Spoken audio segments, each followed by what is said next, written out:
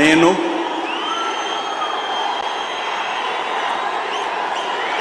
నారా చంద్రబాబు నాయుడు అనే నేను శాసనం ద్వారా నిర్మితమైన భారత రాజ్యాంగం పట్ల నిజమైన విశ్వాసం విధేయత చూపుతానని భారతదేశ సార్వభౌమాధికారాన్ని సమగ్రతను కాపాడుతానని ఆంధ్రప్రదేశ్ రాష్ట్ర ముఖ్యమంత్రిగా నా కర్తవ్యాలను శ్రద్ధతో అంతఃకరణ శుద్ధితో నిర్వహిస్తానని భయం కానీ పక్షపాతం కానీ రాగద్వేషాలు కానీ లేకుండా రాజ్యాంగాన్ని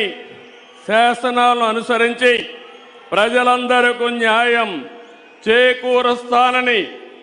దైవ సాక్షిగా ప్రమాణం చేస్తున్నాను.